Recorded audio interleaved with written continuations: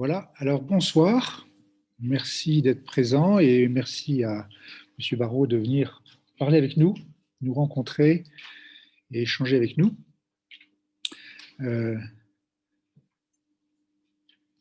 Asseyez-vous, on commence donc tout de suite. Je vais faire une petite introduction pour cadrer aussi un tout petit peu notre soirée. Vous n'avez peut-être pas tous vu le tract de présentation qui donnait un peu l'idée de cette soirée. Nous sommes dans un cycle de conférences déjà depuis 1 an et demi qui s'intéresse à la transition écologique, au réchauffement climatique, avec un fort sentiment qu'il y a une grande urgence, que les mesures à prendre pour réorienter la marche de nos sociétés, et c'est difficile, un parcours difficile, et on a un peu le sentiment qu'il y a une urgence, qu'il y a un travail de conscientisation du public à faire, et c'est un peu un des objectifs de ce cycle. Et on a essayé d'approcher les thématiques du réchauffement climatique par toutes sortes d'aspects. Et le fil directeur, alors on fait ça en partenariat avec Fondatio, qui ont donc un centre à l'Ermitage de l'autre côté de Versailles. Et on a Marie Levier là au premier rang qui nous assure la technique. Et une des idées de du fil conducteur de nos rencontres, c'est l'idée qu'on est tous acteurs de changement. Et donc on aura une rencontre au mois de mai sur agir dans le monde économique. Et ce soir, c'est agir au niveau politique. Et c'est pour ça que nous avons un intervenant qui est engagé dans le monde politique pour nous parler de son expérience, de son point de vue sur ce domaine. Le sentiment général, je crois, dans la population française, c'est que les politiques ont du mal à prendre la mesure de l'ampleur et de l'urgence du problème climatique. Et c'est pour ça que ce soir, nous avons envie d'entendre un politique pour nous dire, mais est-ce que vous ressentez la même chose? Pourquoi il en est ainsi? Quels sont les obstacles? Quelles sont les difficultés? On n'est pas dans le jugement, on est dans la recherche ensemble de comment faire mieux. Vous êtes avant tout un économiste. Si j'ai regardé un peu sur Internet votre parcours, votre formation, vous êtes professeur d'économie d'ailleurs à HEC en ce moment. Vous êtes vice-président de la commission des finances au Parlement. Et puis vous avez conduit, j'ai vu aussi toute une enquête pour améliorer la performance du fonctionnement parlementaire depuis quelques mois. Donc je n'ai rien vu sur votre site ou sur Internet qui vous lie tellement aux questions climatiques. Et peut-être que vous vous demandez pourquoi on vous a demandé de parler sur le réchauffement climatique si ce n'est pas votre spécialité et votre, j'allais dire, un sujet sur lequel vous êtes très attaché. Et alors à ça, j'ai plusieurs réponses. La première, c'est que d'abord, vous êtes notre député. Au fond, on souhaitait avoir un contact avec nos élus, nos décideurs, que ce soit élus d'ailleurs ou voilà, dans d'autres circuits. Et donc cette occasion pour nous est bonne de faire ça. La deuxième, c'est que vous êtes dans la commission des finances qui gère toute la façon dont on essaye de gérer ce pays sur le plan financier, le plan économique, qui est quand même le cœur de beaucoup de choses. Donc, vous êtes à un poste d'observation privilégié, même sur les questions climatiques. Et je pense que vous avez beaucoup à nous enseigner, beaucoup à nous dire de quoi êtes-vous témoin, pour essayer de nous aider à rentrer un petit peu dans la vie interne des sphères décisionnelles, pour nous aider à comprendre quels sont, alors j'ai plusieurs questions, c'est quels sont d'abord les atouts que vous voyez que le monde politique a à sa disposition pour faire avancer les choses plus vite, et puis aussi quels sont les obstacles de votre point de vue qui font que nous, de notre côté, on a l'impression que ça n'avance pas beaucoup, que les décisions ne sont jamais suffisantes, qu'il y a toujours des compromis mis à la baisse. Enfin, on a un peu ce sentiment quand même. Le deuxième objectif de la soirée, c'est qu'au fond, il y a dans notre pays, on le sent très fort, une suspicion à l'égard du monde politique. Et ce fossé entre le citoyen et la classe dirigeante, politique ou économique d'ailleurs, on aimerait qu'une soirée comme ça puisse nous aider à la surmonter. Et quand Emmanuel Macron a lancé la Commission citoyenne pour le climat, moi j'ai entendu de certaines réactions de parlementaires, oui, mais nous là-dedans, on est en train de nous contourner. On voit que la démocratie a quelques failles, alors on va tout de suite demander aux citoyens de s'exprimer tout seuls. Et est-ce que comment est-ce que vous avez ressenti? Est-ce que vous avez senti ça un peu aussi comme un désaveu ou au contraire, ça vous semblait Enfin, nous, ce qu'on a envie de savoir ce soir, c'est on a envie de rencontrer l'homme avant l'élu, comme homme engagé en politique. Qu'est-ce qui vous a conduit là? Quels sont les moments où vous avez l'impression que vous remplissez bien votre mission, que c'est vraiment ce que vous cherchiez à faire? Quels sont les moments où vous vous dites c'est décourageant et c'est difficile? voilà, on aimerait que ce soir, vous donniez un peu quelque chose d'assez personnel, finalement, sur votre parcours. Et enfin, pour terminer, moi je dis souvent, nous avons les hommes politiques que nous méritons, nous les citoyens. Et on ne s'interroge pas beaucoup, je trouve, dans le discours public sur la responsabilité du citoyen dans la marche, bonne ou mauvaise, de la démocratie. Et là, on vous pose un peu une question, vous comme homme politique, qu'est-ce que vous attendez de nous les citoyens? Comment est-ce que vous pouvez nous donner quelques pistes, quelques éclairages, où on sort ce soir en se disant, bon, ben, on voit quand même que sur certains points, c'est nous qui devons peut-être commencer à changer et à faire mieux. Voilà à peu près quelques fils conducteurs pour la soirée. Maintenant, j'imagine que vous avez, après notre sollicitation, vos propres idées de ce que vous voulez nous dire. Donc, c'est une soirée assez libre. Le parcours de la soirée, c'est qu'on vous donne entre, on va dire, 30 et 45 minutes pour donner un peu ce que vous avez donné. Et après, on fait un temps de 5-10 minutes où les participants vont se mettre près de leurs voisins et échanger entre eux pour réagir à ce qu'ils ont entendu. Et ceux qui sont en ligne, on fait des groupes aléatoires, ils font pareil. Parce que ça permet que la soirée ne soit pas passive, où on vient, on écoute, et puis les plus chanceux posent une question, et puis c'est fini. Et puis après ces 5-10 minutes, on refait un échange commun où les participants, à distance ou en présentiel, peuvent poser des questions ou donner leur propre expérience pour que cette soirée soit aussi participative que possible. Voilà comment on espère la soirée. On terminera à 10 heures, on tient généralement l'horaire. Alors, monsieur Jean-Noël Barrot, merci encore d'être disponible et d'être venu ce soir, et je vous donne la parole. Merci beaucoup, bonsoir à toutes et à tous. Je vais effectivement répondre à certaines des questions qui étaient les vôtres, puisqu'elles correspondent assez bien à certains des propos liminaires que je voulais tenir.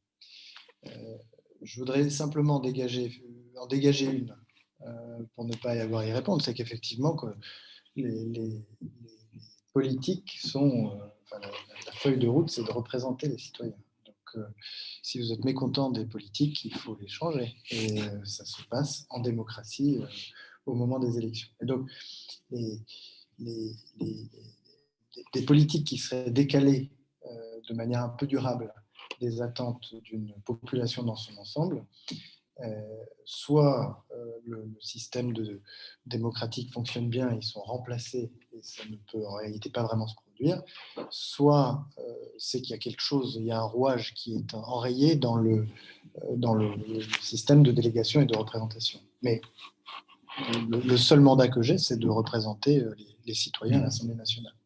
Donc si je ne suis pas assez allant, ça veut dire que les citoyens que je représente, les citoyens français, ne sont pas assez allants.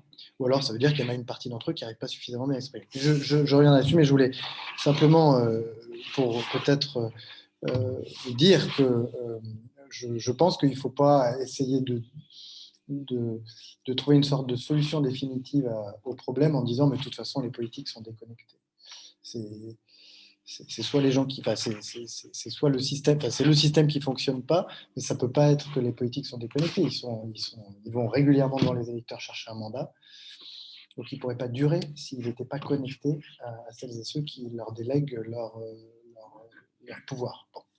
Donc sur la question climatique, donc effectivement on est devant nous un problème majeur pour l'humanité avec une forme d'incapacité, vous l'avez dit, à agir rapidement pour trouver une solution. Donc la manière dont moi je voudrais l'aborder, c'est je vais essayer de vous dire comment est-ce qu'on essaye de concevoir une politique publique pour répondre à un problème comme celui du réchauffement climatique, comme ça, théoriquement en tout cas, tel que les économistes par exemple pourraient le faire. Ensuite dire pourquoi ça ne marche pas dans la réalité des choses. Ce qui explique sans doute pourquoi ça va plus lentement que prévu. Et puis enfin, dire que tout espoir n'est pas perdu, donc une sorte de bonne dissertation d'étudiants, pourquoi tout n'est pas perdu et pourquoi tout repose, à mon avis, sur justement la vitalité démocratique. Et donc, si je commence par le problème qu'on nous pose.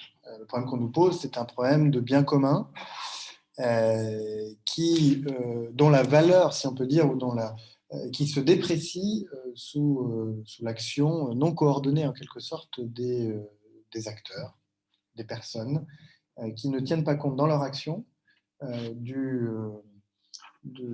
coût que leur action représente pour les autres. Je prends ma voiture, je paye maintenant plus de 2 euros à la pompe, mais je pollue, et je pollue d'une manière qui va affecter mon prochain, les autres, et ça, je n'en tiens pas compte quand je prends ma décision. En tout cas, l'homo economicus n'en tient pas compte. Et on n'est pas que des homo economicus, mais on est un peu des homo economicus. Et donc, quand on conçoit des politiques publiques, on part du principe que les gens sont un peu rationnels et qu'ils réagissent un peu aux incitations financières, matérielles.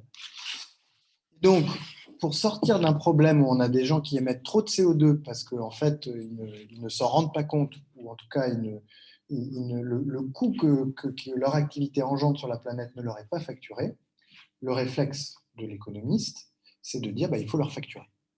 Il faut facturer au pollueur le prix de sa pollution. Pas pour le punir, pas pour le sanctionner, mais simplement pour qu'il se rende compte, pour qu'il prenne ses décisions en pleine conscience de ce qu'en est le vrai coût pour la collectivité. Et puis la somme que la collectivité en retirera, elle pourra notamment l'injecter pour accélérer ou pour faire plein d'autres choses. Accélérer la transition, dédommager ceux qui sont un peu perdants, etc. Et donc ça conduit à un certain nombre d'outils de politique publique que vous connaissez sans doute pour la plupart d'entre eux, comme la taxe sur l'essence, sur la contribution climat-énergie, qui est bien connue, très bien connue maintenant, et qui a pour vocation de dire, voilà, si j'utilise beaucoup ma voiture, j'émets beaucoup de CO2, cette émission de CO2, elle se disperse dans l'atmosphère, et donc elle impacte tous mes semblables. Et donc, en quelque sorte, je ne paye pas le vrai coût de ce que je fais supporter à la collectivité, donc on va m'augmenter mes taxes, et ça va me permettre de m'apercevoir de ce que c'est que le vrai coût. Un autre exemple de ce type de levier de politique publique qui a été mis en œuvre, c'est ce qu'on appelle le marché européen des quotas. Le marché européen des quotas, c'est un marché dans lequel 14 000 établissements européens, 15 000 établissements, 15 000, pensez usines, entreprises, mais plutôt des établissements que des entreprises, sont assujettis à une règle selon laquelle chaque année, au mois d'avril, ils doivent rendre un nombre de quotas qui correspondent à leur consommation de CO2. La consommation de CO2 ou l'émission de CO2 engendrée par leur activité. Ces quotas, il y en a une partie qui reçoivent parfois à titre gratuit, mais l'autre partie, il faut qu'ils l'achètent sur un marché. Quelle est la logique de ce marché ? C'est de dire que la puissance publique va piloter un peu le nombre de quotas qui sont sur ce marché. Donc, par exemple, le marché européen qui est le principal marché mondial des quotas de CO2. L'Europe, à chaque fois qu'elle prend des engagements un peu plus forts de réduction de ses émissions de CO2, ça se traduit en termes de politique publique par une réduction programmée du nombre de quotas distribués gratuitement aux entreprises. Et donc, quand le nombre de quotas distribués chaque année un peu gratuitement à certains secteurs pour qui c'est quand même dur de faire la transition se raréfie, c'est-à-dire qu'il y a moins de quotas en circulation, mais il y a des entreprises qui cherchent quand même à acheter ces quotas pour pouvoir les rendre au mois d'avril de chaque année, sans quoi elles payent une amende très importante. Et il y a plus de demandes que d'offres, le prix augmente. Le prix augmentant, les entreprises qui chaque année, au mois d'avril, doivent rendre les quotas, se disent, dis donc, il faudrait peut-être que je commence à économiser un petit peu d'électricité dans ma production. Sinon, je vais continuer à émettre beaucoup de CO2. L'Union européenne a décidé de mettre de moins en moins de quotas à disposition, donc ils vont être de plus en plus chers. Et donc l'année prochaine, je devrais dépenser beaucoup pour acquérir ces quotas que je devrais restituer au mois d'avril. Et au bout d'un moment, quand le prix augmente suffisamment pour certaines industries, ça doit les conduire à changer leur technologie. pour qu'elle soit moins émettrice de CO2. Même esprit que la taxe carbone, je mets l'agent, donc en l'occurrence l'entreprise, face au coût qu'elle fait supporter à la collectivité en émettant des gaz à effet de serre. Autre outil dans la période plus récente, qui est en train d'être discuté, peut-être même à quelques centaines de mètres d'ici, c'est, même s'il y a des sujets un peu plus préoccupants, c'est l'ajustement carbone aux frontières. Donc là, c'est un autre outil qui repose exactement sur la même idée. Si ce que moi je vais importer comme bien, soit parce que je suis une entreprise et que j'ai besoin de consommation intermédiaire, soit parce que je suis un consommateur et que j'ai envie d'acheter un produit chinois, eh bien, j'impose à mes semblables, à la collectivité, un surcoût, parce que tout ça, ça voyage, ça utilise les transports émettent du CO2, etc. Eh bien, on va mettre un surcoût là-dessus pour que celui qui importe, eh bien, il paye le vrai coût, en quelque sorte, de ce que... Alors, le vrai coût, je cesse de dire le vrai coût, on ne le connaît pas. Qu'est-ce que c'est que le vrai coût d'une tonne de carbone envoyée dans l'atmosphère? C'est un peu un mystère, hein. C'est d'ailleurs un sujet sur lequel les économistes ont le plus grand mal du monde à dire quel est le coût réel que la tonne de carbone émise représente pour l'humanité. Pourquoi? Parce que ce coût, on a le plus grand mal du monde à le monétiser. Qu'est-ce que c'est le coût? Le coût, c'est que c'est une tonne de plus dans l'atmosphère. Donc ça participe à ce qui conduit au réchauffement climatique. Le réchauffement climatique va engendrer un certain nombre de sinistres, d'appauvrissement pour l'humanité à travers tout un tas de choses, mais dont on a des intuitions, des prémices, mais qu'on a vraiment le plus grand mal du monde à chiffrer. Donc, on a du mal, un économiste aura du mal à dire, si vous envoyez une tonne dans l'atmosphère, voilà le coût induit pour l'humanité, c'est, je sais pas quoi, est-ce que c'est 100, est-ce que c'est 200 euros? C'est très difficile à calculer parce qu'il est très difficile de se projeter 50 ans en avant, de dire voilà quels seront les coûts, et ensuite d'essayer de dire, même à supposer qu'on y parvienne, de dire quelle est la valeur aujourd'hui de toute cette richesse perdue demain. Tout ça est très difficile. Mais en gros, on se dit, voilà, on se dit qu'il faut qu'on mette en tout cas un coût face.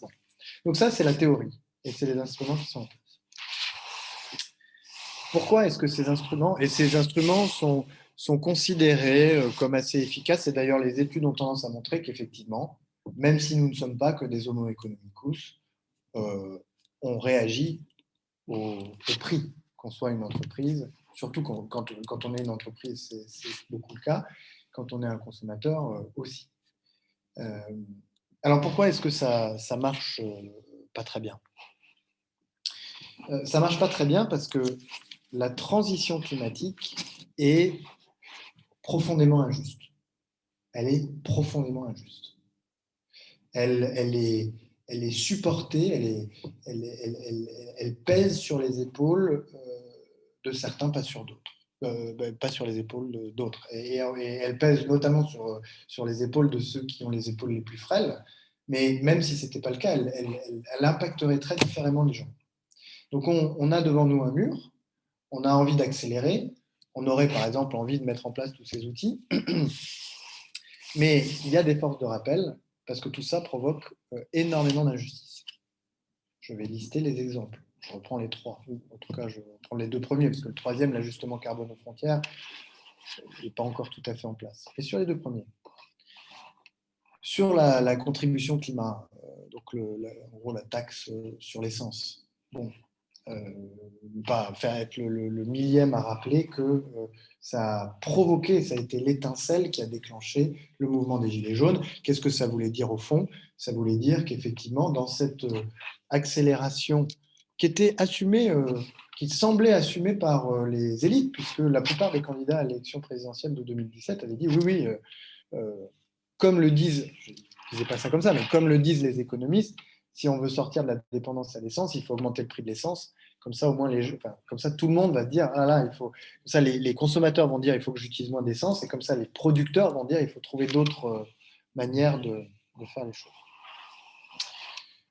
Donc là, sur l'essence, les gilets jaunes avec, oui, on s'aperçoit qu'il y a des gens qui vont au travail en voiture et d'autres qui n'y vont pas. Et donc, si effectivement l'essence devient très coûteuse soudainement, il y en a certains qui vont payer une facture beaucoup plus lourde.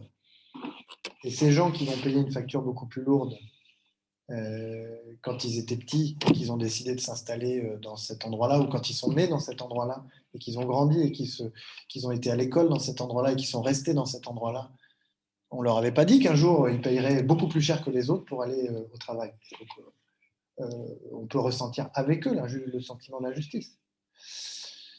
Ça, c'est pour le consommateur. Mais on pourrait parler aussi du producteur, enfin, du côté de l'entreprise. C'est pas juste le coût de l'essence qui augmente, mais enfin quand même un petit peu. Quelle est la réponse du producteur? La réponse du producteur, c'est tiens, on n'a qu'à arrêter de faire des voitures à l'essence. On n'a qu'à faire des voitures électriques. Super. Et je ne vais pas sur le fond de savoir si les batteries, ça pollue ou pas. Mais je dis juste, la transition accélérée de l'industrie automobile vers l'électrique, qu'est-ce que ça fait? Ça fait fermer des fonderies. Ça met en danger la vallée de l'Arve, où se fait depuis des décennies du décolletage. Vous avez une très forte concentration d'entreprises qui font la même chose, avec des gens qui, depuis de père en fils, sont ouvriers mécaniques et qui vivent dans la filière, dans la sous-filière thermique, dans la filière moteur thermique de l'industrie automobile. Et donc, quand on dit, voilà, on augmente la taxe carbone, puis en plus, on va donner un peu des incitations à basculer sur la voiture électrique, très bien. Mais ça provoque là aussi des injustices très importantes. Ça, c'est pour le côté taxe carbone. Pour le côté marché des quotas. Tout le monde, globalement, le monde entier regarde avec beaucoup d'intérêt ce marché des quotas de CO2 parce que c'est le plus grand et parce qu'après des débuts un peu pas génial où effectivement il y avait des résistances. Donc les entreprises disaient non mais ça ne va pas de me faire payer des quotas à la fin de l'année. Vous inquiétez pas, on va vous donner des quotas gratuitement. Et donc dans les premières années, les entreprises avaient tellement de quotas gratuits qu'elles n'avaient même pas besoin d'en acheter sur les marchés. Et donc en gros le prix, il y avait tellement de quotas si vous voulez sur ce marché que les entreprises ne cherchaient même pas à en acheter. Le prix était proche de zéro. Mais on apprend en marchant et donc la Commission européenne a fini par comprendre les choses et le fonctionnement du marché s'est amélioré. Et puis est arrivée la Commission, le Parlement européen nouveau en 2019 et la Commission européenne nouvelle qui a dit maintenant on va y aller encore plus fort et on va vraiment réduire nos émissions de gaz à effet de serre. Et comment on va faire ça? Je vous l'ai dit tout à l'heure un peu, c'est-à-dire qu'on va accentuer la pente de réduction des quotas à titre gratuit qui sont mis sur ce marché, pas tout de suite, mais dans 5-6 ans. Qu'est-ce qui se passe sur un marché comme ça quand la Commission européenne annonce cette politique et qu'elle dit on va s'y tenir, on va réduire nos offres de quotas gratuits pour certaines industries. Et donc, qu'est-ce qui se passe? Ce jour-là, c'est-à-dire qu'on n'attend pas 5-6 ans que le nombre de quotas baisse. Ce jour-là, ou dans les semaines qui ont suivi, le prix du quota a augmenté très fortement. C'est-à-dire que la quantité n'avait pas encore baissé, c'est des engagements que la Commission prend sur 10 ans. Mais le prix a augmenté immédiatement. Pourquoi? Parce que certains acteurs ont anticipé que le nombre de quotas en circulation allait se raréfier et se sont dit il est temps d'acheter.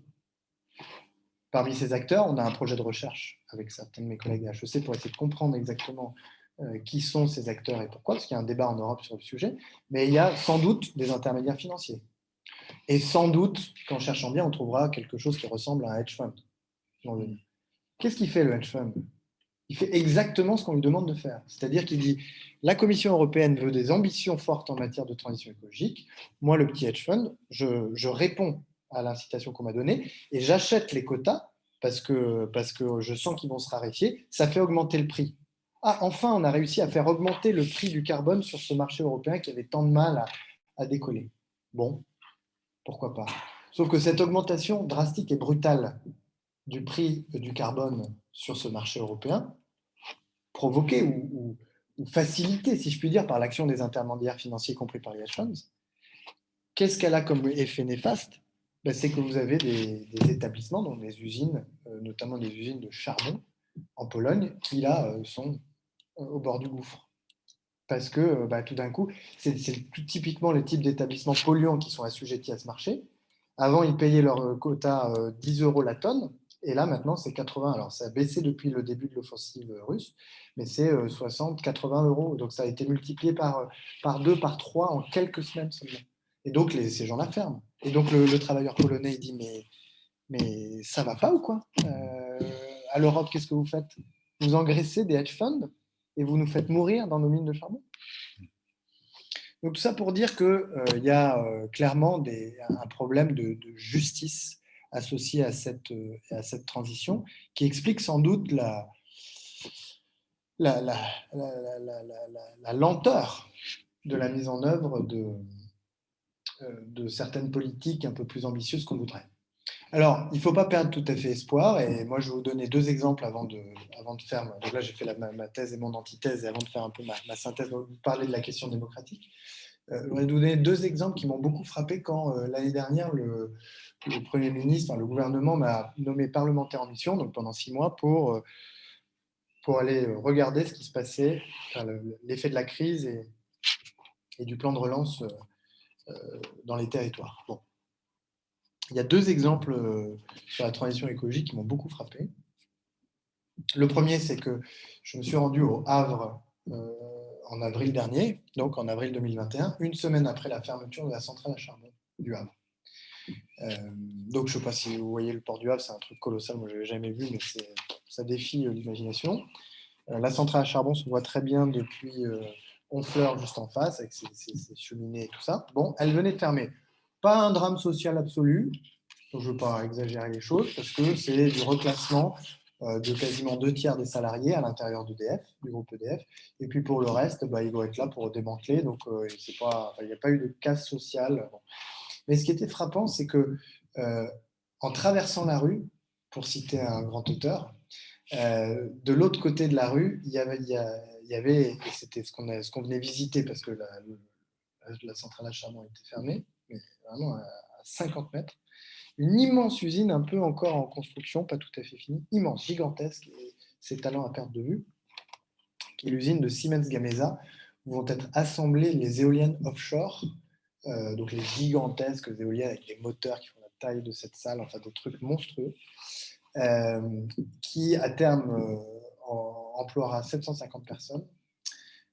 Alors pas exactement les métiers qu'exerçaient les ingénieurs nucléaires, enfin dans un bassin d'emploi qui est le Havre, c'est des taux de chômage et des taux de pauvreté très importants, en partie liés à l'histoire des docks, à une jeunesse qui dit moi mes parents ils n'ont pas étudié, ils n'ont pas travaillé, donc je ne vois pas pourquoi je le ferais. Donc des taux de chômage, taux de pauvreté très élevés. Et en face de cette centrale à charbon qui venait de terminer, qui venait de fermer, il y avait donc je trouvais que c'était très intéressant. D'ailleurs, je ne serais pas surpris si on envoyait des images pendant la campagne présidentielle actuelle. Tant la transition à l'œuvre est frappante, et c'est en tout cas un exemple frappant de ce que on peut fermer une centrale à charbon sans que ça conduise au sinistre d'un bassin d'emploi, parce que voilà, on a quand même besoin d'énergie. Le deuxième exemple, il est un tout petit peu plus subtil, et il se passe à Béthune, dans le Pas-de-Calais, où là, début 2021, il y a eu le plan social Bridgestone. Donc là, c'est 850 personnes sur le carreau, très lourd, donc fabricant de pneus, conséquence de plein de choses, l'industrie automobile. Bon. Et ce que j'ai trouvé très intéressant, c'est qu'on n'a pas visité le site de Bridgestone, on a échangé avec les acteurs et les repreneurs du site, on a échangé avec les élus parce que, pour le coup, c'était un peu pendant la crise, donc il y avait déjà un esprit de coopération, coordination des acteurs économiques, services de l'État, etc. Et sur l'affaire de Bridgestone, avec l'aide d'un... C'est un peu critiqué, je ne sais pas si vous avez vu les articles, mais je crois que c'est Ernst Young, le cabinet de conseil. Il y a eu une mission d'Ernst Young. Ils ont appelé toutes les entreprises du bassin d'emploi de Béthune. Ils ont dit combien vous avez besoin de recrutement en ce moment, non pourvu, et quels sont vos projets d'investissement quasiment mûrs. Ils ont fait ça, et ils ont réussi comme ça à reclasser très vite 200-300 personnes de chez Bridgestone. Et ils ont réussi aussi à identifier plein de projets d'investissement qui ont été, du coup, lauréats du plan de relance, enfin des appels à projets du plan de relance. Donc, Béthune, c'est la zone où vous avez la plus forte concentration de lauréats du plan de relance. Bon. Et donc, on n'est pas allé les visiter eux, on est allé visiter le site sur lequel sera lancée dans quelques mois l'une des gigafactories de batteries électriques. Bon, d'accord. Et à nouveau, c'était pas encore très tangible. C'était juste, bon, on a vu la zone d'activité où le site se dresserait dans quelques années. Mais on a été visiter une entreprise qui s'appelle Groupe Atlantique, qui est une grande entreprise. Je crois qu'il y a 20 000 collaborateurs en France et à l'étranger. Et eux, ils font des chaudières. Ils font des chaudières et des pompes à chaleur. Groupe qui a une bonne réputation, semble-t-il. Et donc, je leur dis, mais donc, comment ça se passe pour vous, l'activité avec la crise et tout ça, le plan de relance? Et il dit, avec la chaudière à 1 euro, on a quand même réussi, on était sur une bonne trajectoire, et avec ma prime rénov, enfin bref, je ne sais plus exactement le nom du dispositif, on a réussi à maintenir et même à faire progresser notre activité pendant la crise, ce qui fait qu'on a ouvert 50 postes pour les ex-Bridgestone. Donc là aussi, j'ai trouvé que c'était un exemple intéressant qui illustre que tout n'est pas perdu, puisqu'on peut comme ça trouver, y compris dans une forme de circuit court, des solidarités ou des solutions. Alors maintenant, et j'en finis par là, comment est-ce qu'on résout la contradiction entre on a des instruments de politique publique qui semblent pouvoir être efficaces, mais ils sont ralentis parce qu'il y a tout un tas d'injustices qu'il faut que tout d'un coup le politique en tient compte et dit stop. Donc il y a une manière qui est de se résigner et de dire tant pis, hein, on le laisse pour les suivants, pour nos enfants, etc.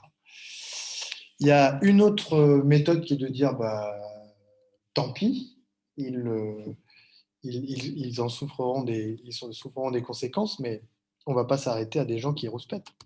Donc ça, c'est un modèle qui n'est pas très démocratique, mais qui est peut-être efficace pour accélérer la transition. Non, je vais partir du principe, parce que moi, je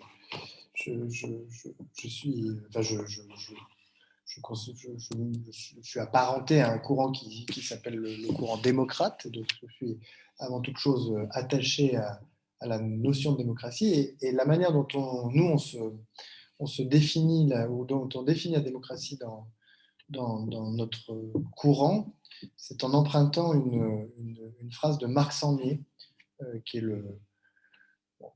l'un des inspirateurs, ou même des pères fondateurs de la démocratie chrétienne, si on veut, qui dit que la démocratie, c'est l'organisation politique qui porte à son maximum la conscience et la responsabilité.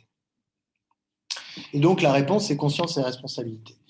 Conscience, vous en avez parlé dans votre introduction, ça veut dire qu'il faut effectivement arriver à des diagnostics partagés plutôt que d'être dans des postures qui sont artificiellement mises en contradiction les unes avec les autres.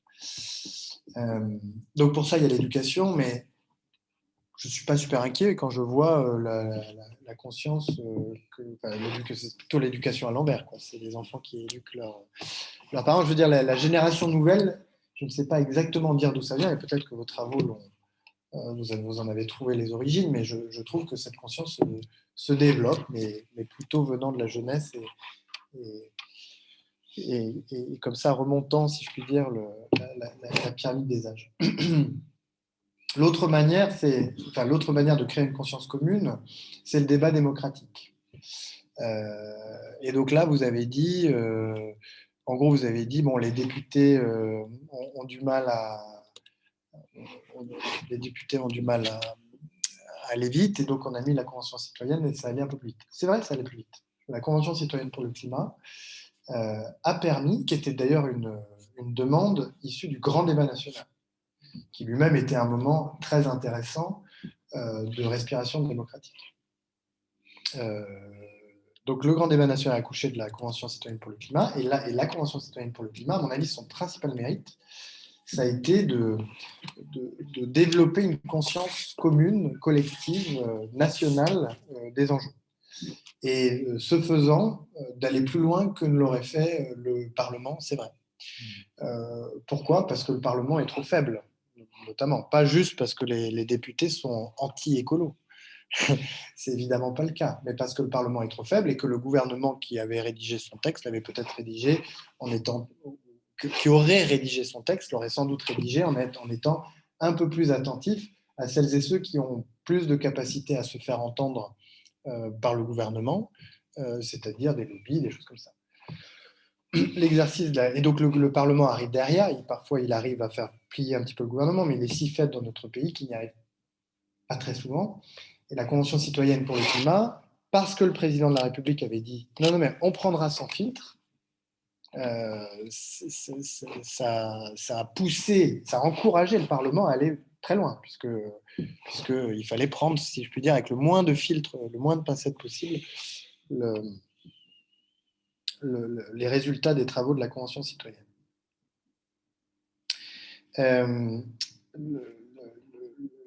Donc ça, c'est la conscience, et donc il faut trouver des moyens de développer par l'éducation, par la délibération, par le débat, cette conscience commune de l'enjeu. La responsabilité, c'est la responsabilité des citoyens. Ça fait écho à ce que vous disiez. Donc il y a évidemment ce que je rappelais au départ, c'est-à-dire il y a les prix, etc., qui font influencer les comportements, mais ensuite il y a la responsabilité qu'on a chacun d'être acteur du changement. Comment on est acteur du changement? Dans les différentes dimensions de sa vie. Moi, je suis consommateur, je suis épargnant, je suis travailleur. Donc, dans ces trois dimensions, je peux être acteur, et à mon sens, à moi, de politique, c'est sans doute en actionnant ces leviers qu'on obtient les transitions les plus fortes, parce qu'elles sont portées en quelque sorte par les citoyens. Mais pour faire ça, il faut disposer d'une information suffisamment précise, suffisamment accessible pour pouvoir dire, voilà, dans ma consommation, je vais faire un peu plus attention, indépendamment. Enfin, ok, on va m'inciter avec le prix, avec la taxe carbone aux frontières, etc. Mais en plus de ça, je vais faire une attention particulière à ce que mon alimentation, elle soit respectueuse de tel ou tel critère que je me suis donné, qui sont plus importants pour moi que peut-être que pour d'autres, etc. Pour ça, il faut le savoir. Et aujourd'hui, c'est quand même encore un peu difficile. On a des instruments comme Yuka, etc., qui nous donnent un peu c'est bon pour la santé ou non.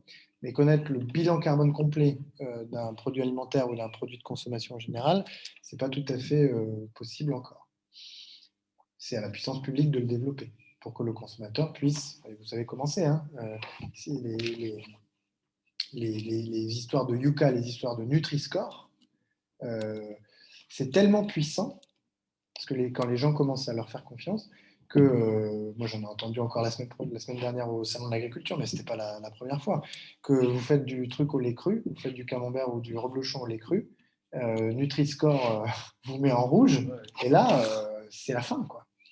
Donc ces trucs-là, les gens, pour prendre des décisions plein de fois par jour dans un monde complexe, s'ils ont un label, et c'est pour ça que le label doit être public, parce qu'on ne peut pas confier ça à des intérêts privés. Si vous avez un label public dans lequel les gens ont confiance, ils le suivront et ils utiliseront leur consommation comme un levier de changement. Ça, c'est pour la consommation. Pour le travail,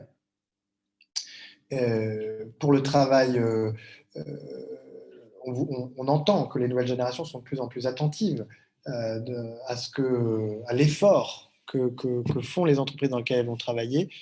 L'effort, pour sortir les acronymes habituels, mais RSE, etc. C'est-à-dire qu'ils s'interrogent sur la raison d'être, sur le sens qu'a l'action de leur entreprise, etc., etc. Et ça finit aussi par faire une différence et par inciter les entreprises à faire évoluer leur mode, d'abord à elles-mêmes à comprendre quelle est leur empreinte environnementale et ensuite de commencer à la réduire parce que ça les rend attractifs pour de futurs employés dans un contexte actuel, un peu conjoncturel, mais elles ont de plus en plus de mal à recruter. Et puis enfin, sur ces sujets de performance extra-financière, mais je ne veux pas trop rentrer là-dedans, mais il y a tout un projet encore de reporting extra-financier, un projet européen qui est concurrent d'un projet américain qui est piloté par Emmanuel Faber, qui a accepté d'être à la tête du projet américain, et qui est américain caché parce qu'il est installé à Francfort, et ils ont pris Emmanuel Faber, mais c'est un truc américain qui est moins ambitieux que le projet européen, mais qui va plus vite parce que les Américains vont plus vite sur ce genre de choses. Je ne rentre pas trop là-dedans. Le dernier truc, c'est je suis épargnant. Donc, je suis épargnant avec la manière dont je place les sommes dont je dispose. J'ai là aussi potentiellement une action importante sur le réel, puisque la transition écologique, ça suppose des investissements, par les entreprises qui doivent être financés, et donc ça suppose d'avoir accès à de l'épargne. Avec un petit élément un peu contre-intuitif que je livre là, mais qui est pas très profond, c'est que donc nous on a fait beaucoup. Je pourrais en parler si vous voulez que je développe là-dessus pour que l'épargne aille plus facilement se placer sur des supports verts et solidaires. C'est-à-dire qu'on a j'ai obligé, quand j'étais rapporteur d'une loi sur le sujet, les assureurs, donc les compagnies d'assurance, quand vous allez ouvrir une assurance vie, on vous dit, vous pouvez prendre le fonds euro, c'est-à-dire sans risque, vous pouvez le retirer à tout moment avec une garantie, mais vous avez peu de rentabilité. Sinon, voici un catalogue de fonds. Et désormais, ils sont obligés dans le catalogue de fonds d'avoir des options vertes et des options solidaires. Et dans les produits d'épargne retraite, on est obligé de vous présenter un produit solidaire. Mais le petit truc un peu contre-intuitif, c'est que parfois vous entendez des banques qui disent ah oui, nous on va arrêter d'investir, on va arrêter de prêter à tel ou tel secteur. Bravo. On pourrait penser qu'effectivement c'est ça qu'on attend. En fait, c'est pas tout à fait ça qu'on attend. Pourquoi? Parce que si aujourd'hui BNP Paribas ou je ne sais pas quelle banque décide de ne pas prêter à je ne sais pas quelle entreprise qui fait des hydrocarbures, qu'est-ce qui se produit?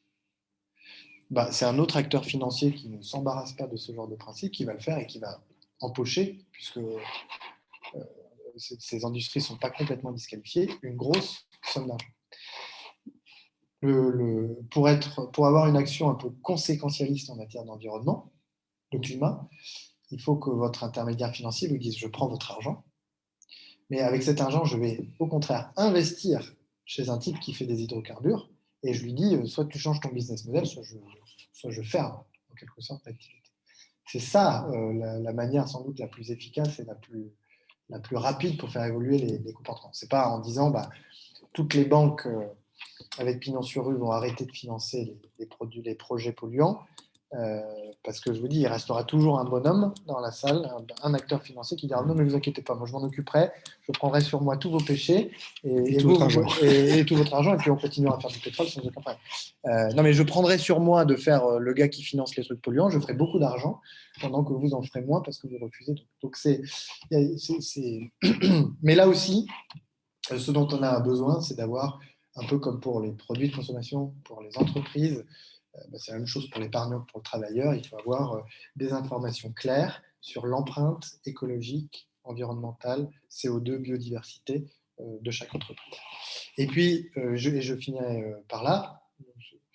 Je vous ai parlé de conscience, de prise de conscience, de responsabilité, c'est-à-dire chaque citoyen est consommateur, épargnant, travailleur.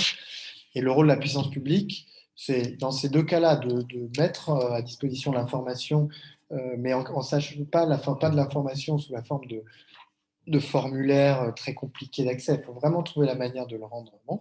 Et puis, il faut faire de la médecine préventive, c'est-à-dire que face à ces transitions qui s'annoncent très brutales, très dures, notamment pour les entreprises, pour les industries, il faut anticiper ce qu'on n'a pas fait sur les transitions précédentes, comme par exemple l'ouverture aux échanges internationaux et l'entrée de la Chine dans l'OMC.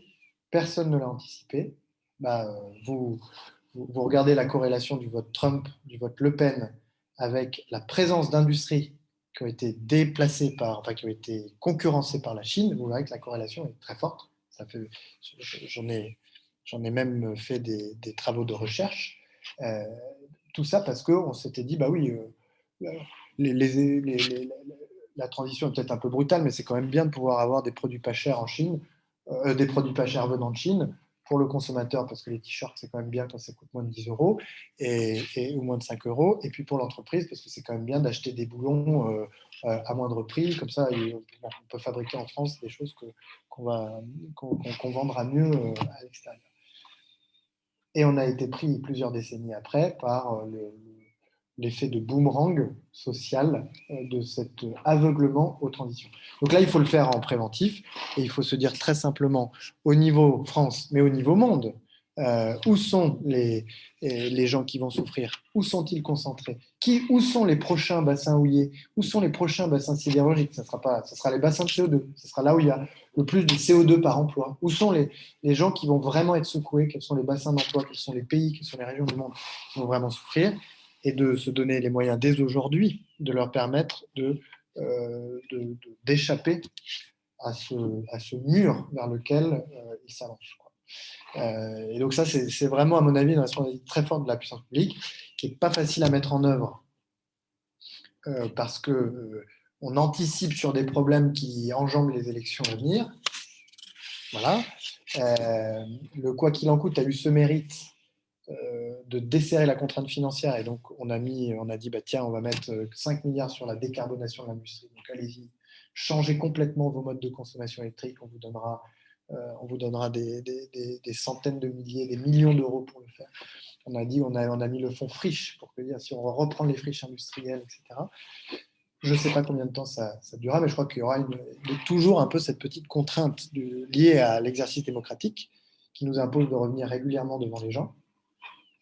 Et donc, de revenir devant les électeurs,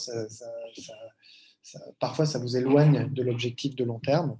Et ça peut conduire à cet aveuglement dont je parlais, qui a conduit, qui a vraiment discrédité, en quelque sorte, la démocratie en Occident. Pas définitivement, mais auprès de toute une partie de la population. Donc la démocratie doit être préservée parce qu'on y tient, parce qu'on y croit, mais aussi parce qu'elle est la solution, à mon avis, la plus durable à ces grands défis. Aujourd'hui, le défi climatique, peut-être y en aura-t-il d'autres à l'avenir. Merci. Merci. Attendez, je vais retourner ça. Alors, j'aimerais quand même vous poser une question. C'est de revenir sur cette fameuse défiance du citoyen aux politiques. Vous avez parlé tout à l'heure de plus de concertation, de consultation, enfin, on pourrait presque dire de dialogue entre nous. Quelles sont, à votre avis, les racines profondes ou quelles seraient les solutions de fond et nous, là, qu'est-ce qu'on pourrait faire de différent pour faciliter, on va dire, pour dissoudre cette suspicion?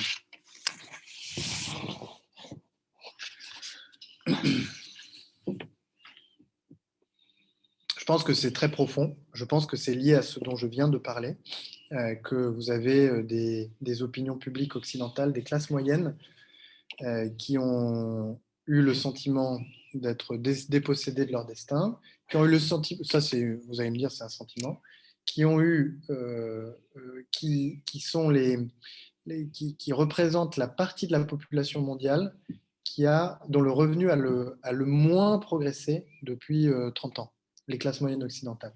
Donc ça, c'est pas un sentiment, c'est un fait. Et d'une certaine manière, on ne va pas les plaindre, parce qu'elles se sont tellement enrichies auparavant que c'est un rattrapage naturel. Enfin, là, depuis 30 ans, vous connaissez peut-être ce fameux graphique de l'éléphant. L'éléphant, c'est en gros, c'est ce graphique qui vous montre la progression du niveau de vie des plus pauvres de la planète jusqu'aux plus riches de la planète. Et en gros, c'est plat, et puis juste avant la fin du graphique, ça baisse. Ça, c'est les classes moyennes occidentales. Puis ça remonte pour les très riches. Et donc elles ont été les grandes perdantes, et dans une période qui coïncide, qui coïncide avec, le parachèvement de la démocratie dans tout l'Occident. Et la démocratie n'est pas complètement pour rien aussi à ce déclassement. Et donc, il y a cette défiance globale vis-à-vis vis-à-vis du système de représentation démocratique. Il faut ajouter à ça, je pense, un truc dont je ne sais pas très bien l'origine et qui remonte au 19e siècle, puisque Peggy en parle déjà dans sa description de la société de son temps. Il dit c'est le côté c'était mieux avant, c'est-à-dire que les gens avant respectaient l'autorité. Ça, c'est Peggy qui le dit, ils respectaient les choses, etc.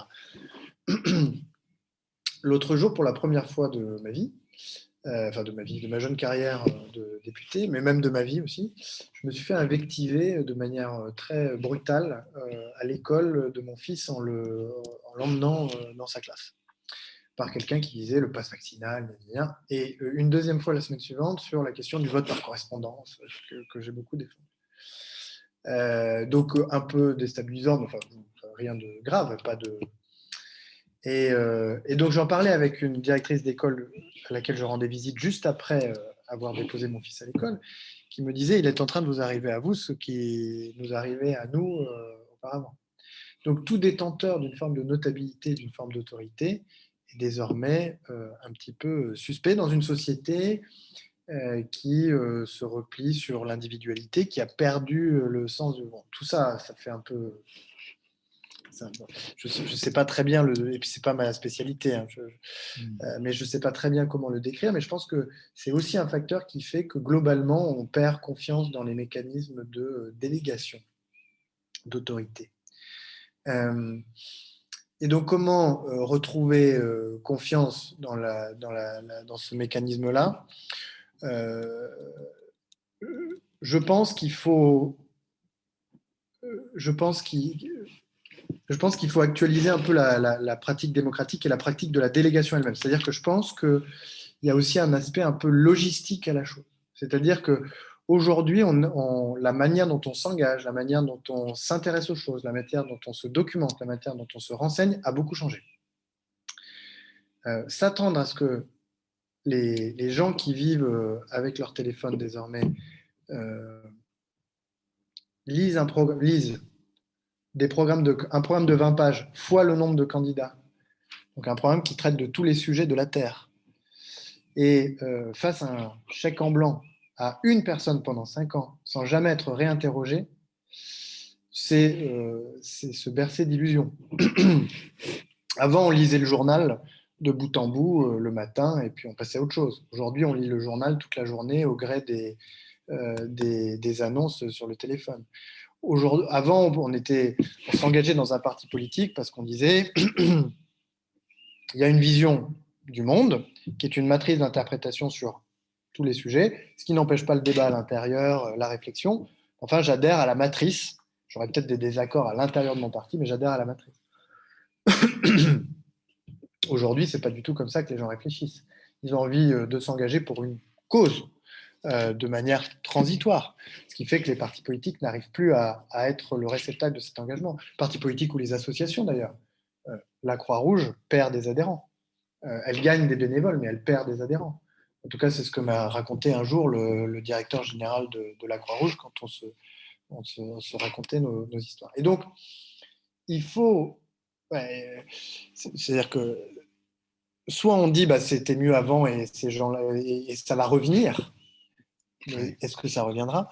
Soit on dit il faut accepter que le truc a changé et il faut créer une démocratie plus interactive, c'est-à-dire où on vient consulter, on vient solliciter les citoyens de manière directe ou de manière intermédiaire. Pour moi, c'est pas concurrent. Enfin, venez, vous qui voulez décider de tout, venez faire le boulot du député sur un projet de loi où on est dans des micro-détails. Venez faire le boulot d'un parent d'élève. Venez faire le boulot d'un président d'association. Vous verrez rapidement que vous êtes bien content que quelqu'un d'autre le fasse à votre place. Je ne suis pas inquiet. Je ne suis pas inquiet sur le fait que les gens seront toujours contents qu'il y ait un idiot qui, en fait, prenne sur lui de faire les trucs un peu pénibles. Je ne suis pas super inquiet. Donc, mais c'est plus d'avoir ce cercle vertueux, enfin, pas cercle vertueux, mais cette dynamique un peu où on consulte les gens, y compris par thématique. Alors, le modèle intéressant, c'est le modèle suisse, même si je pense qu'il ne faudrait pas y aller avec un format votation papier le dimanche dans l'urne. Mais le format suisse, c'est tiens, ce week-end, il y a une votation sur les réseaux d'eau dans telle commune. Je ne sais pas quelle est la participation. Et je ne demande pas une participation élevée, mais ça permet à ceux qui s'intéressent au circuit d'eau de se manifester ce jour-là. Et c'est très bien. Et puis, ils ne se manifesteront pas peut-être la semaine suivante quand on parlera plutôt du circuit de ramassage des ordures. Et là, ça sera d'autres qui en parleront. Et c'est cette manière d'entraîner qui correspondrait beaucoup plus aux usages et à la fin, qui interrogerait même la question du vote, qui est un peu à contretemps des usages aujourd'hui. Attends, il faudrait... Tu as le petit bouton dessous.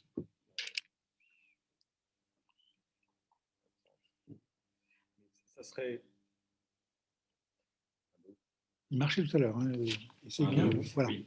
Ça serait de dupliquer un peu le système mécanique convention citoyenne qui n'est pas forcément lié à un vote, mais qui peut être cette espèce de lieu d'avoir conscience, partager au moins un constat ensemble en se disant vers où aller, pour que chacun reste un peu dans son rôle, parce que il y a ça, le coup qui consiste, on vote comme en Suisse, enfin c'est un petit pays la Suisse.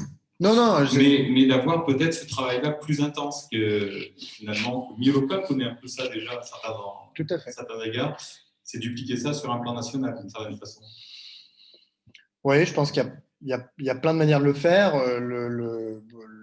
La Convention citoyenne est intéressante. Pourquoi est-ce que des gens ont un peu ont rouspété? C'est parce que la Convention citoyenne elle-même s'est considérée comme étant représentante du peuple français, ce qui n'est pas vrai. Quand on est tiré au sort, on ne représente personne. On est potentiellement, vaguement, et encore statistiquement pas tellement représentatif collectivement. Quand on a les 100, enfin quand on a les 300, on a un panel, ensemble on représente quelque chose, mais on est représentatif de quelque chose, mais on ne représente pas personne, vous êtes délégué du pouvoir. Oui, non, bien sûr.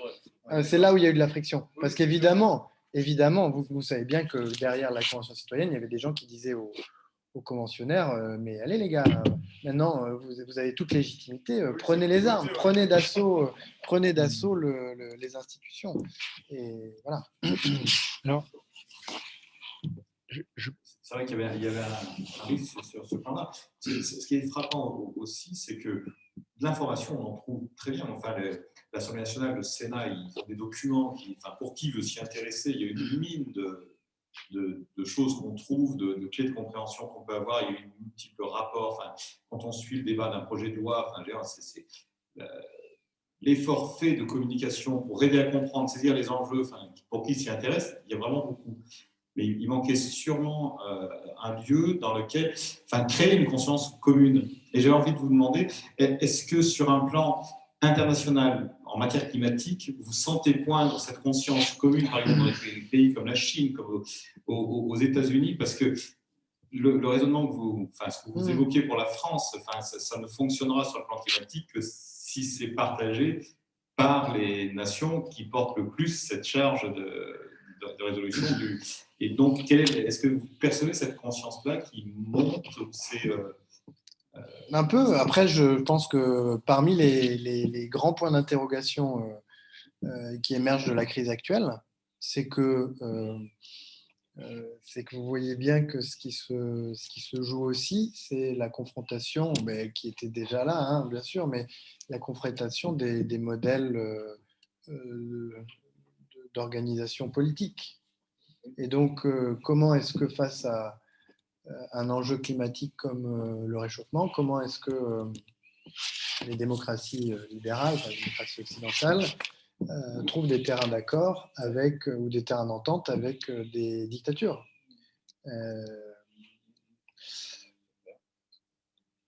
Mais je pense qu'elle était un peu née, oui, la conscience mondiale, avait notamment grâce à l'émergence de figures comme Greta Thunberg, comme à des grands messes comme les accords de Paris. C'est quand même un truc qui, à nouveau, même par la jeunesse, qui commence à être compris partout, au point, c'est-à-dire quand vous avez des nouvelles spécialités qui naissent de collapsologie, de trucs comme ça, et qu'il y a un commerce de la peur qui commence à se développer sur le sujet, ça veut dire que la prise de conscience, qu'il y a une conscience qui peut être exploitée. Il y a toujours, quand il y a une conscience, il y a toujours quelqu'un qui est là pour l'exploiter. Il y a déjà et donc ça veut dire qu'il y a une forme de conscience, il y a même une forme de peur qui est là. Donc je pense qu'elle est... Oui, moi je la sens, bien sûr. La première fois de ma vie, enfin de ma jeune carrière de député, mais même de ma vie aussi, je me suis fait invectiver de manière très brutale à l'école de mon fils en l'emmenant dans sa classe, par quelqu'un qui disait le pass vaccinal, et une deuxième fois la semaine suivante sur la question du vote par correspondance, que j'ai beaucoup défendu.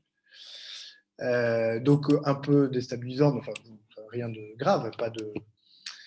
Et donc j'en parlais avec une directrice d'école à laquelle je rendais visite juste après avoir déposé mon fils à l'école, qui me disait il est en train de vous arriver à vous ce qui nous arrivait à nous auparavant.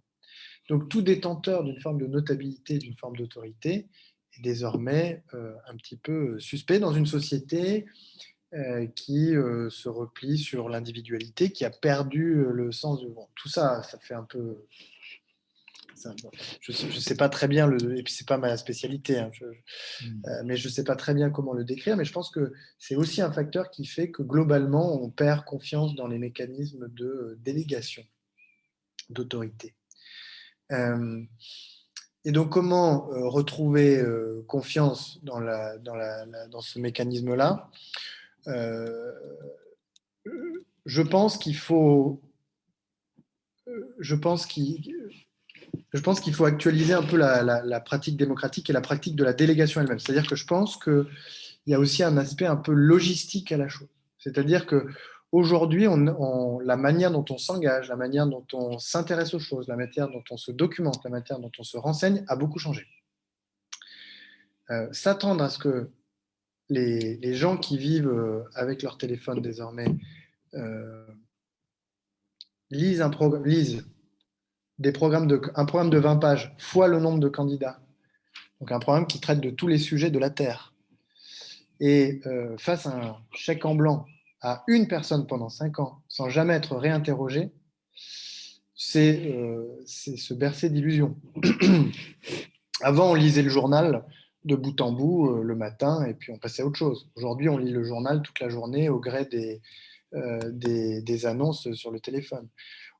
Avant, on s'engageait dans un parti politique parce qu'on disait il y a une vision du monde qui est une matrice d'interprétation sur tous les sujets, ce qui n'empêche pas le débat à l'intérieur, la réflexion. Enfin, j'adhère à la matrice. J'aurais peut-être des désaccords à l'intérieur de mon parti, mais j'adhère à la matrice. Aujourd'hui, ce n'est pas du tout comme ça que les gens réfléchissent. Ils ont envie de s'engager pour une cause de manière transitoire, ce qui fait que les partis politiques n'arrivent plus à être le réceptacle de cet engagement. Les partis politiques ou les associations d'ailleurs. La Croix-Rouge perd des adhérents. Elle gagne des bénévoles, mais elle perd des adhérents. En tout cas, c'est ce que m'a raconté un jour le directeur général de la Croix-Rouge quand on se racontait nos histoires. Et donc, il faut... c'est-à-dire que soit on dit c'était mieux avant et ces gens-là et ça va revenir, mais est-ce que ça reviendra? Soit on dit il faut accepter que le truc a changé et il faut créer une démocratie plus interactive, c'est-à-dire où on vient consulter, on vient solliciter les citoyens de manière directe ou de manière intermédiaire. Pour moi, c'est pas concurrent. Enfin, venez, vous qui voulez décider de tout, venez faire le boulot du député sur un projet de loi où on est dans des micro-détails. Venez faire le boulot d'un parent d'élève. Venez faire le boulot d'un président d'association. Vous verrez rapidement que vous êtes bien content que quelqu'un d'autre le fasse à votre place. Je ne suis pas inquiet. Je suis pas inquiet sur le fait que les gens seront toujours contents qu'il y ait un idiot qui, en fait, prenne sur lui de faire les trucs un peu pénibles. Je ne suis pas inquiet. Donc, mais c'est plus d'avoir ce cercle vertueux, enfin, pas cercle vertueux, mais cette dynamique un peu où on consulte les gens, y compris par thématique. Alors, le modèle intéressant, c'est le modèle suisse, même si je pense qu'il ne faudrait pas y aller avec un format votation papier le dimanche dans l'urne. Mais le format suisse, c'est tiens, ce week-end, il y a une votation sur les réseaux d'eau dans telle commune. Je ne sais pas quelle est la participation. Et je ne demande pas une participation élevée. Mais ça permet à ceux qui s'intéressent au circuit d'eau de se manifester ce jour-là. Et c'est très bien. Et puis, ils ne se manifesteront pas peut-être la semaine suivante quand on parlera plutôt du circuit de ramassage des ordures. Et là, ça sera d'autres qui en parleront. Et c'est cette manière d'entraîner qui correspondrait beaucoup plus aux usages et à la fin, qui interrogerait même la question du vote, qui est un peu à contre-temps des usages aujourd'hui. Attends, il faudrait. Tu as le petit bouton dessous.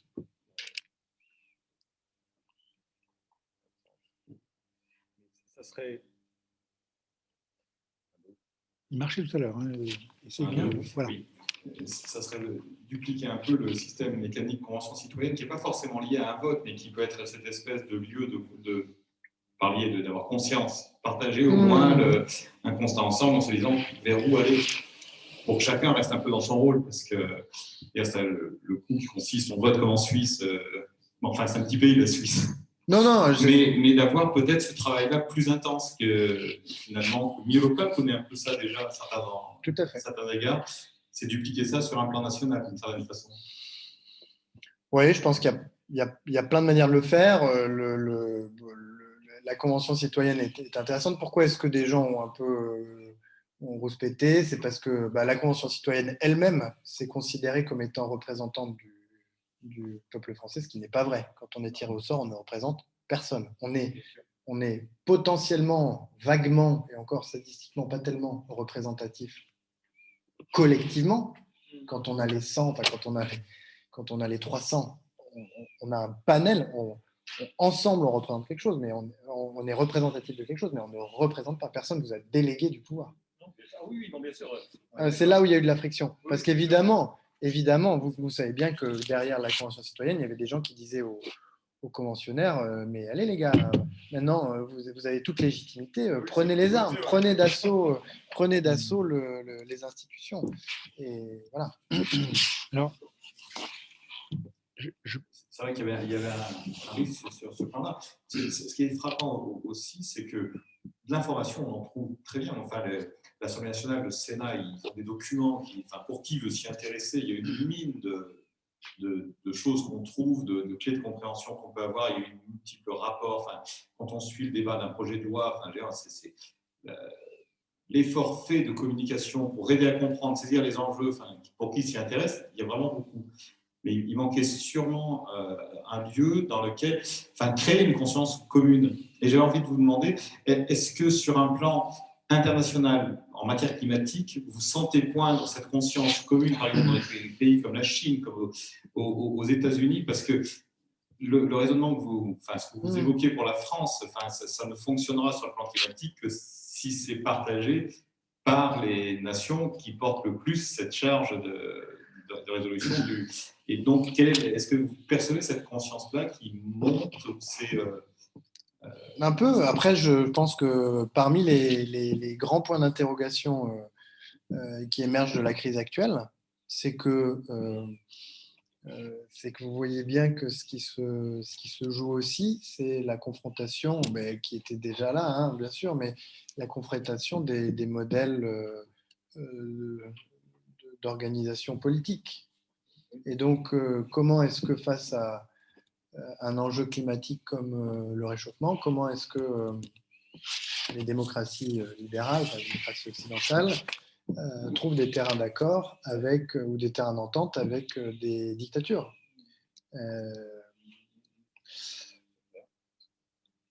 Mais je pense qu'elle était un peu née, oui, la conscience mondiale, avait notamment grâce à l'émergence de figures comme Greta Thunberg, comme à des grands messes comme les accords de Paris. C'est quand même un truc qui, à nouveau, même par la jeunesse, qui commence à être compris partout. Au point, c'est-à-dire quand vous avez des nouvelles spécialités qui naissent de collapsologie, de trucs comme ça, et qu'il y a un commerce de la peur qui commence à se développer sur le sujet, ça veut dire que la prise de conscience, qu'il y a une conscience qui peut être exploitée. Il y a toujours, quand il y a une conscience, il y a toujours quelqu'un qui est là pour l'exploiter. Il y a déjà et donc ça veut dire qu'il y a une forme de conscience, il y a même une forme de peur qui est là. Donc je pense qu'elle est. Oui, moi je la sens, bien sûr.